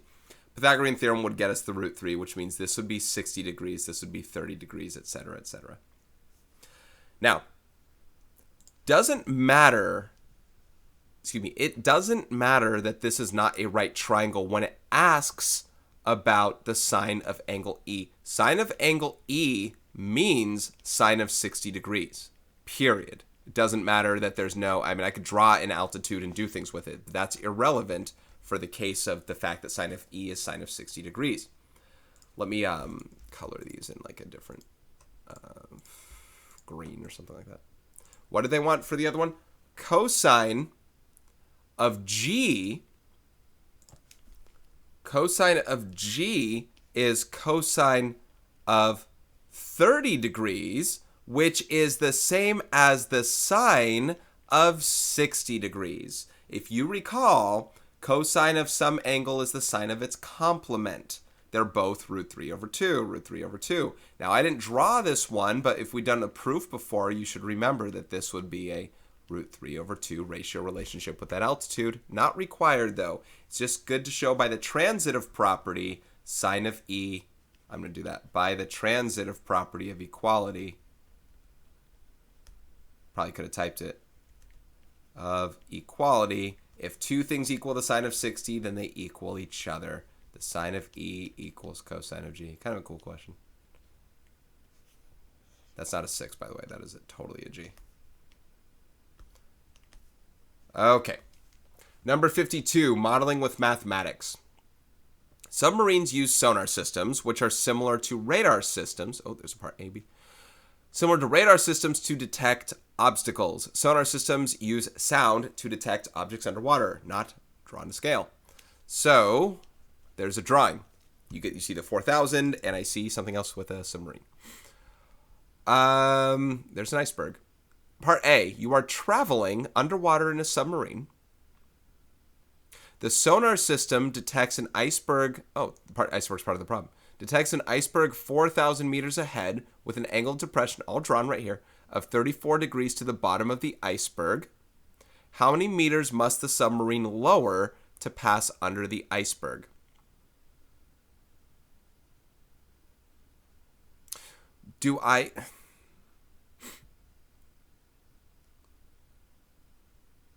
Wait. Is this okay? Got it. So I think this is the submarine initially, and then we have to go like that and go underneath. So that's the same submarine. I thought these were two different boats, or whatever, two different submarines. You're traveling underwater in a submarine, iceberg with an angle depression 34 to the bottom of the iceberg.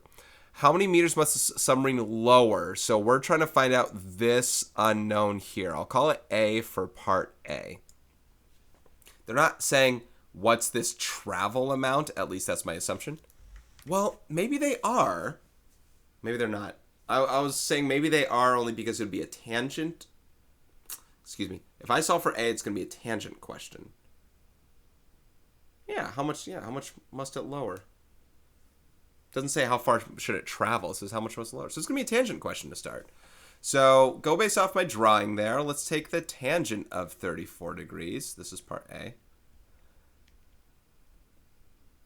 And that will equal A over 4,000. Apologies if I'm misinterpreting the problem there. And A is 4,000 times the tangent of 34.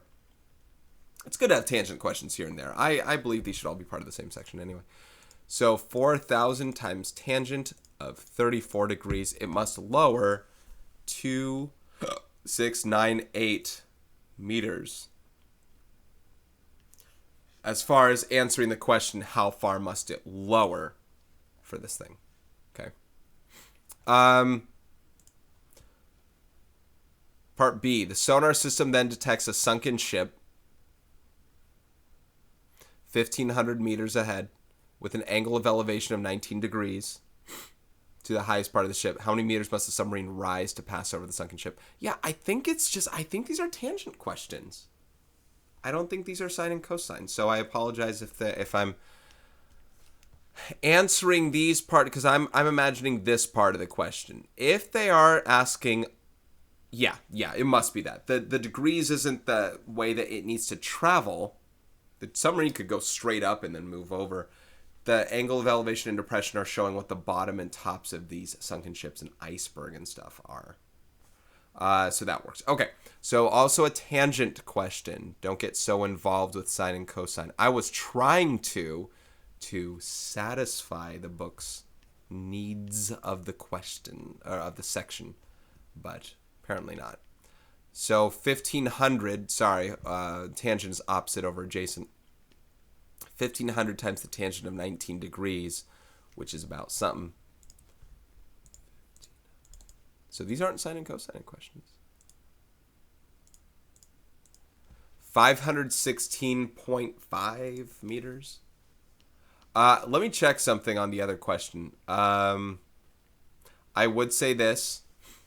I should round this up. This was 2698.03. I'm going to say 2699. Once again, it's one of those roundup things. This one here said 516.49, so I am definitely rounding that up to 0.5. I should always round up in these situations so I don't actually hit the iceberg. We don't want another Titanic situation on our hands here. All right, number 53. Use sine of A is opposite of hypotenuse, and cosine of A equals adjacent of hypotenuse to show that tangent of A equals sine of A over cosine of A. Well, sine of A... Well, can I use a drawing? I'm going to use the ratio thing. I'll show the drawing after. Sine is opposite... Well, I don't need to... I'm not going to use a drawing. Cosine of A is adjacent over hypotenuse. Tangent of A equals... All right. Tangent of A is opposite over adjacent. Okay, we should already know that. That's part of our understand. That is our understanding of tangent. Opposite over adjacent is also... How do I want to say this? It's opposite... I mean... Basically, the hypotenuses will cancel. I'm trying to figure a way to introduce that those opposites, that they can show up and not have an issue. How about opposite over 1 times 1 over adjacent? And I bring that up because these can be rewritten with that in mind. It's opposite over hypotenuse times hypotenuse over adjacent.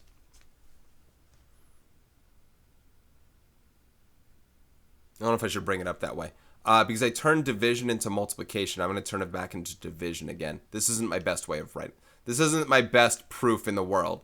Opposite over hypotenuse divided by adjacent. So multiplying by something means dividing by its reciprocal. Normally we say it the other way. But the point is, I don't think I need these anymore. No, I do need them. Which is opposite, or which is sine of A divided by cosine of A. Therefore, tangent of A is sine over cosine. Yeah, basically, I probably could have written a lot less. But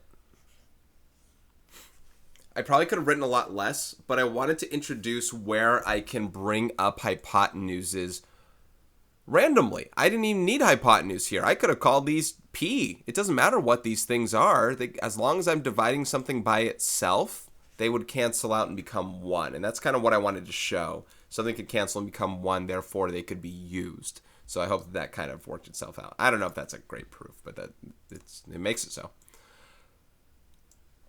Excuse me. Oh, you know what? They probably could have done it the other way as well. But because they said show that tangent of A equals this, I wanted to feel like I couldn't use this in my showing. It's like show that 2 times 3 is 6. I don't know. I'm giving a bad example. All right, number 54. How do you see it? Using only the given information, would you use a sine ratio or a cosine ratio to find the length of the hypotenuse? Explain your reasoning. You could use either. If I found out that this was the 61 degrees that it is because it's complement, I could use cosine. But using only the given information and nothing else, trying to find some x here for hypotenuse, I would use sine. I'll type it. I would use sine.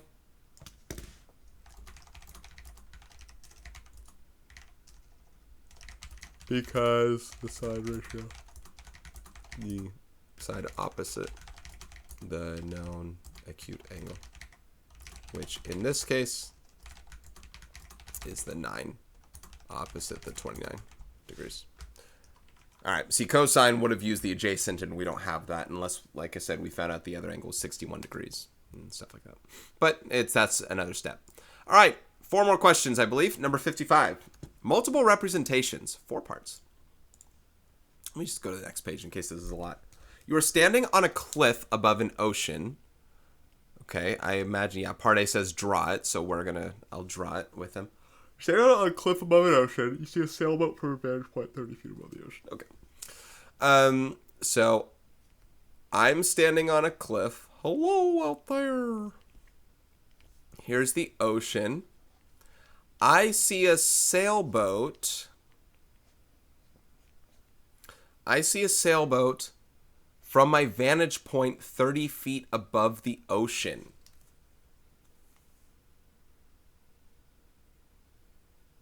Does that mean that's my horizontal line of sight? From my vantage point? Hold on. Make a table showing the angle of depression and the length of your line of sight. Graph the values? Oh, no. Hold on a second. I don't know if they mean, make a table showing the angle of depression and the length of your line of sight. Let me think about, I'm going to pause to think about what they mean by the vantage point, the 30 feet above. Am I 30 feet above the ocean? Is the sailboat 30 feet above the ocean? Are we both 30 feet above with that cliff? That's the part I'm not sure. Let me process that so I'm not wasting time with you guys on it. All right, I've decided that it says, this is the problem with English. You see a sailboat from your vantage point 30 feet above the ocean. My vantage point is 30 feet above the ocean. And I don't know if that means me specifically or the cliff or whatever else, but I believe that means this is the 30 feet. So the sailboat is not 30 feet above the ocean. So if I see the sailboat, I think they just mean from here, let's draw a right triangle to the bottom so that way we can actually do a right triangle there. Okay, now angle of depression is from this thing though here, that horizontal line of sight. So this would be angle of depression, which is important to mention because it's the one part that's a little different. As far as alternate interior angles are congruent go, that means whatever this angle is, this is the same. If this is in the right triangle, that's the place I want to talk about it. Draw and label a diagram, done. Done, hello. Part B, make a table showing the angle of depression and the length of your line of sight. So my line of sight, I guess, is this unknown length right here. So the angle of depression would be whether this was, they say 40 degrees, 50, 60, 70, 80. That's if this was 40 and 50, etc., then this would also be 40 and 50, etc. And I bring all that up so that we can understand where those angles are used, because we're going to use sine. We're going to use sine for those, basically, at the line of sight. So if I have a theta and an x for my angle, right? This is theta, and there's my x. My line of sight is based on that. So 40 degrees, 50 degrees, 60 degrees, 70 degrees, 80 degrees. Now, all of these in exact form would be things like sine of 40 equals 30 over x. So x would equal 30 over sine of 40. And the next one would be 30 over sine of 50, 30 over sine of 60, and et cetera, et cetera. So let me just kind of use the calculator for those really fast. Type 30 over sine of 40, and then I'll re-enter that for the rest of these. Over sine of 50. How many do I have to do? 60, 70, and 80. Sine of 60. I'll write these out in 1 second. Give me 1 second. If you want to see what I'm doing, I'm over here. sine of 60, sine of 70. Ooh, I'm going to lose my 40, so let me write that. That's 46.7 feet, and then 39.2 feet, and then 34.6 feet. Now you can't see me writing. 31.9 feet, and then sine of 80.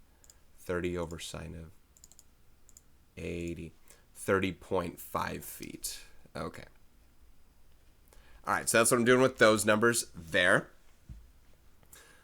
So that's my table that I made out of that thing. It's just so you can understand. Like this first one was around the 46.7 feet thing. All of them would do the same thing. It's just how sine kind of just changes on us. You know how we work that out. Then they say graph the values with the angle measures on the x-axis, which is interesting because I called this other one x. So the angle measures are theta here. I don't want to. Just because I have to make my own scale. So here's theta, and here's, that's a Q.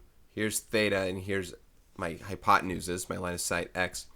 So if theta is my 40, 50, 60, 70, 80, 10, 20, 30, 40, 50, 60, 70, 80. Now, we didn't do anything for those first ones, but I want this to be a decent scale there. And this goes up to 50, so like 10, 20, 30, 40, 50 feet.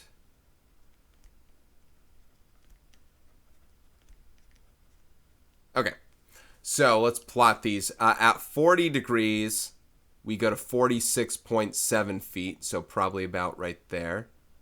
At 50 degrees, 39.2 feet, might as well be 40. And then 34.6 feet at 60 degrees, also, might as well be like 30, 35. And then 31.9, a little more than 30 at 70 degrees. And 80 degrees, still also a little more than 30. You can see kind of a curve down. It's not linear, but kind of a downward curve. That would be part C, if it's somewhat scaled. Part D, predict the length of the line when the angle of depression is 30 degrees. So if I use this, I guess this is my way of predicting. So this will be interesting. If I kind of curve upward, I predict it would be about, 55. I don't know. D, about 55 feet. Let's find out. Oh, you know what? Going to be 60 because sine of 30, it's going to be 60. Let's go to the oh, that didn't work. Let's go to the thing. 30 over sine of 30, 60. So my curve and scaling isn't perfect with this stuff. I could have done that better as far as my upward curve stuff goes, but whatever. Let me say about 60 feet and pretend like I knew what I was doing. 60 feet. There you go. Look at that. Oh, I'm so good.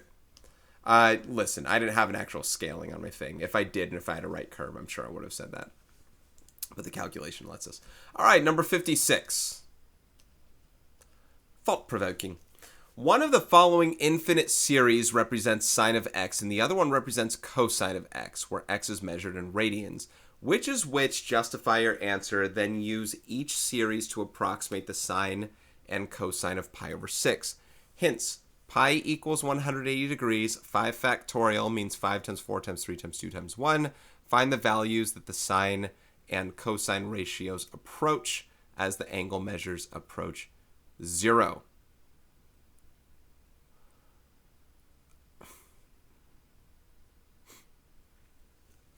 I know the answer, but not because I know why. So I guess I can't use that. All right, so part A, x minus x cubed over 3 factorial plus x the 5th over 5 factorial minus x the 7th over 7 factorial plus ... Now, is this sine of x or cosine of x? Which is which? Justify your answer. Let's see. They said use the hint that pi is 180. Let's try the sine of pi. Sine of pi would be pi minus, first of all, the sine of pi, this is this, oh, okay, hold on. They have the degree conversion, is the sine of 180 degrees. Now, if you use your calculator and type sine of 180, you would get 0. Just so you're aware, it would be 0. The cosine, this is regardless of parts A and B. Cosine of pi is the cosine of 180, which is -1. Now, you can use your calculator for that. Those are just things that I know. Okay. Let's check and see what happens when you put pi into here. I guess you're still allowed to use that. So for part A, should I put these above? Let's put those below. For part A, pi minus pi cubed over 3 factorial plus pi to the 5th over 5 factorial minus pi to the 7th over 7 factorial, etc. Now this would keep going, right? There would be 9 over 9 factorial, but we'll start to see its convergence where it goes toward if we plug it in the calculator. I don't know which way they want us to go ahead and do this. I do, by the way, have factorial buttons in my calculator, so let's try them.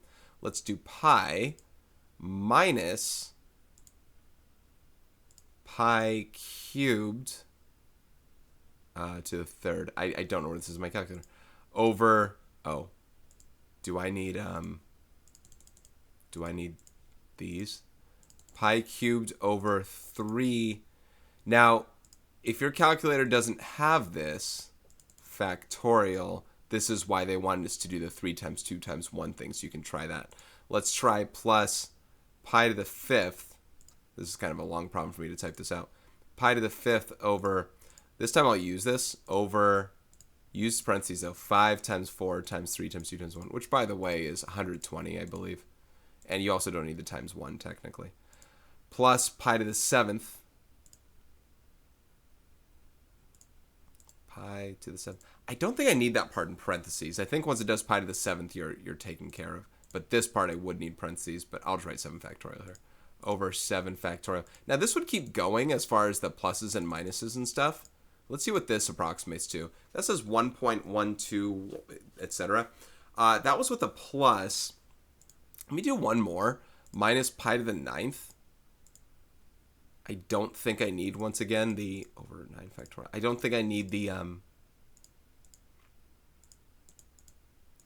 parentheses around that one part. Here you get 1.04. I hope I didn't type something wrong. Pi minus this plus this. Oh, I did have, well, hold on a second. I did mess something up. This should be a minus, and this should be a plus. I was like, something looks wrong with my numbers. So you see that one? You see how it looks like it's getting closer to 0. Looks like it's approaching 0 there. That was with a plus. Let's check one more here. Let's delete that one because that wasn't there the first time. You can see where it's at negative 0.075. That's still nowhere close to 1. That's getting closer to 0. This looks like it's approaching 0 when I do that in my calculator, which mimics the sine of pi. So, or the sine of x or whatever. So this thing should equal the sine of x. Now, I knew this was going to be the case, but for a way different reason. I know that sine is what's known as an odd function, which would use odd number things here. And cosine is going to be an even function, which uses even numbers. But let's check out that part B and do the same thing. I can only imagine you'd be doing this with your calculator if this is what they're bringing up for you. So part B, cosine, excuse me, not cosine. Let's try 1 minus pi over 2, or pi squared over 2 factorial, plus pi to the 4th over 4 factorial, minus pi to the 6th over 6 factorial, plus etc. So let's try that in the calculator. Let's try 1. This time I don't think I need any of that other junk. I can just do pi squared over. Now 2 factorial is 2, so that makes it, because it's 2 times 1, plus pi to the 4th over 4 factorial is 24. So I'm just going to type that. minus pi to the 6th. I think this is 7, pi to the 6th. Pi to the 6 over, and I think 6 factorial is 720. Let's see what we get from that. Look, it's a lot closer to -1. You can see where that's probably just going to be approaching that one. So that one approaches -1 with that in mind. So you can see that part B's x, I didn't write any of this well at all. I really apologize. I don't know the format for how I should write this best. X squared over 2 factorial plus x to the 4th over 4 factorial minus x to the 6th over 6 factorial. And that's going to be the cosine of x. All right, cosine is known as an even function. Find the values of the sine cosine ratios approach as they equal 0. Oh, I didn't know if this is what the part they need to use first or not, but pi is 180, and then that does use that when you use the calculator. So yeah, I don't know what the best way is to go about that problem when it comes to that, but that's what we're seeing. All right, 2 more questions. That was thought-provoking, actually. Number 57. Make a conjecture about how you could use trig ratios to find angle measures in a triangle. Well, depends on if they want the actual way to do it, because as a teacher I know, or if they want what you would do here. In the guess and check way,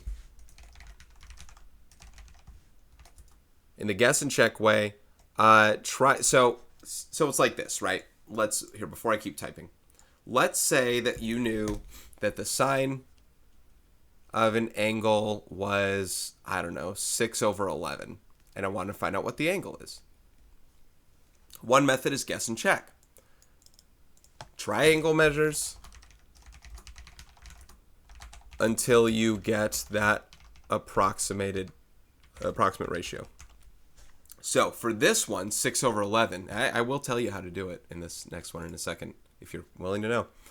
We'll learn it in section 9.6 anyway. But so if 6 over 11 is this decimal, we want to try sines of angles until we get about that decimal. So let's try sine of 40.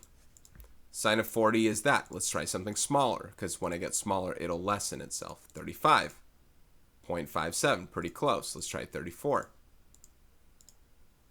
Even closer, 33.544. Mine was 0.545454, right? So let's try 33.5. That's too big. 35 point, so that's the idea, right? We can keep going. Even that's too big. Let's try 0.05. I'm gonna go to 4 decimal places. Pretty good. You can go a little 0.5. It's too small. Let's try a 1 here. Oh, we can go higher. 5.5. There we go. 0.4544. Let's try 5.55. 4, 5. Maybe it's just a bunch of 5s. What if I do 5, 5, 5, 5, 5? Maybe. I don't know. I just did a bunch of 5s there. So it's about that, right? So I could have said, oh, it's about 33.055 degrees or something like that, right? I don't know what the other ones did after that, so I'm not going to bother. So that's one way I can do it, right? That's the guess and check method. But there must be a way to get an angle measure by itself. Remember, this is not sine times theta, so I don't divide both sides by sine. Sine's not a number, but everything must have an inverse. Not everything, but trig functions do. So there's another method to get theta by itself. I shouldn't put that. The next way is using an inverse function. So instead of guess and check, here's the actual way you do it. You use what's called an inverse function. Inverse the sine function to get the angle variable alone. Now there is a way to do it. In this case, this is not speculative. It says make a conjecture. This is truth. But what you do is, and I'm going to talk about this more in section 9.6, you're going to look for this on your calculator. You take the inverse sine of that thing. So I'm going to show you what the exact answer is when we do this. So let's see it. And on my calculator, I'll do this more in the next thing. I don't know who's watching this part. His second and sine right there, the inverse sine of 6 over 11. And this will give me an angle measure. 33.05573. So that's the exact one. So 33.05, whoops, 0557. Now that was an example value though, 73115. Obviously it keeps going forever, but that, I didn't have to use guess and check. It told me what it was, is what I meant, not exact, but that's the exact one. All right, so that's the actual way to do it. All right, last question, number 58, critical thinking. Explain why the area in triangle ABC in the diagram can be found using the form. Oh, they get to, well, you're probably going to learn this more in IM2. Explain why the area of triangle ABC in the diagram can be found using the formula area equals 1/2 AB times sine of C. Then calculate the area with A equals 4, B equals 7, and measure of angle C equals 40 degrees. Yes, there is a formula for finding the area of a triangle by knowing two of the side lengths and the included angle. Keep in mind, the included angle is C, not the side length C, but this angle here, and then we would know side lengths A and B. It's like a side angle side case, if you will. How can we do this? Well, look at this H. The C may or may not be relevant here, but look at the H, this altitude. That's important because that makes a right triangle. And in this right triangle here, if you knew angle C, this is the whole point. If you knew lengths A and B and angle C, the area of a triangle is 1/2 base times height. In this case, height, H, is not using the letters A or C yet. You don't know H, but we can find H. We can find H by using C and A. C is an angle measure. We can take the sine of C and get H over A. I do this, not proof all the time, but I've done it a lot. And H is A times the sine of C. So, area of the triangle, instead of being written as 1/2 base times H, we can do 1/2 base times A times sine of C. C is the angle, not the side length. So in a rewrite of this, the area of a triangle is 1/2 A times B times sine of C, angle C. So there's a proof for that. Then calculate the area when A is 4, B is 7, and measure of angle C is 40. So area of the triangle, let me write this first. A is 4, B is 7, C is, measure of angle C is 40 degrees. You could say area of the triangle is 1/2 4 times 7 times sine of 40 degrees. As an exact answer, 1/2 of 4 is 2 times 7 is 14. That's 14 times sine of 40 degrees. And let's use the calculator for that. 14. I won't show it, but 14 times sine of 40. 8.999, so about 9. About 9 square units. I'll put U squared for that one just because of what it does. It doesn't have any other units with them, so I'll leave it like that. Okay, guys, and that ought to do it for this one. This is Mr. Robinson. Thank you so much for watching as Yale plays March Madness in the background here. Listen, if you want to know some more about this stuff, hopefully this covered it plenty well. However, the tangent video should help you out with a lot of the trig ratio stuff. I got a whole lecture video on the trig ratio stuff that you can also check out in the description section down below. And we're going to explore more probably on the angle measure front and all in section 9.6 when we solve right triangles in whole. Find all 3 side lengths, find all 3 angle measures. Guys, that ought to do it for this one. This is Mr. Robinson. Thank you so much for watching. Take care, and I will see you in the next one.